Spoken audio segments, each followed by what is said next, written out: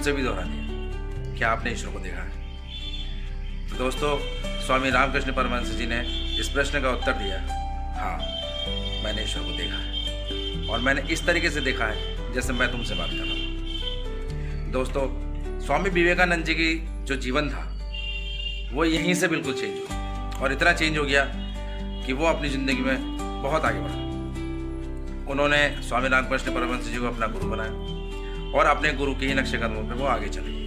तो गुरु ने उन्हें भक्ति, सेवा और आत्मज्ञान का मार्ग दिखाया, लेकिन ये मार्ग इतना आसान नहीं था, क्योंकि इसी बीच में उनकी घर की गरीबी और न जाने कितनी समस्याएं उनके सामने थी, जिन्होंने डटकर उनका मुकाबला किया और इस मार्ग पर चलते रहे और उन्होंने हर बाधा को पार कर लिया। दोस्तों, जब उनके गुरु श्री स्वामी रामकृष्ण परमहंस जी ने शरीर त्याग दिया, तब उन्होंने ये संकल्प लिया कि मैं अपने गुरु की जो शिक्षा है उसे जग जग में फैलाऊंगा। दोस्तों, उन्होंने कुछ समय बाद संन्यास लिया, और संन्यास के बाद तब उनका नाम पड़ा स्वामी विवेकानंद। केसरिया वस्त्र पहनकर वो भारत की भ्रमण यात्रा पर निकले। दोस्तों, उन्होंने भारत के हर कोने में भ्रमण किया।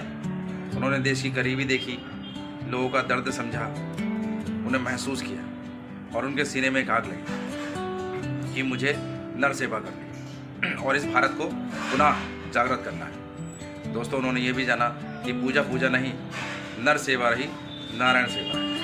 तो 1893 में वो बहुत कठिन परिस्थितियों में जो है अमेरिका पहुँचे, और वहाँ शिकागो में विश्व धर्म सम्मेलन में उन्हें भाग लिया। और वहाँ पर जब उन्हें जो मौका दिया था बोलने का, वो बहुत कम समय दिया, लेकिन उस कम समय में भी उन्होंने वो स्पीच दी जो आज स्वर्णिम अक्षरों में जानी जाती है। दोस्तों, उन्होंने जैसे मंच पर खड़े होकर कहा कि ऑल ब्रदर्स ऑफ और सिस्टर्स ऑफ अमेरिका, तो पूरा जो सभागार था वो तालियों से गूंज उठा, और ऐसा लगा मानो जैसे विश्व गुरु के रूप में भारत को उन्होंने पूरा स्थापित कर दिया। विवेकानंद जी ने वेदांत, योग और भारतीय दर्शन को पूरी दुनिया में फैलाया, और विदेशों से उन्हें बहुत सम्मान मिला, लेकिन उनका दिल हमेशा जो है युवाओं के लिए, जो हिंदुस्तान के युवा थे उनके लिए धड़कता रहा। और पुनः भारत वापसी हुई। भारत वापसी आने के बाद उन्होंने युवाओं में एक ही संदेश दिया, उठो, जागो, और तब तक मत रुको जब तक तुम अपने लक्ष्य को प्राप्त न करो। रामकृष्ण मिशन की स्थापना की, जिसका उद्देश्य था शिक्षा, सेवा और मानवता। उनके लिए धर्म का अर्थ था पीड़ित की सहायता और समाज का उत्थान। दोस्तों, सन 1902 में मात्र 39 साल की अवस्था में ही इन्होंने अपना शरीर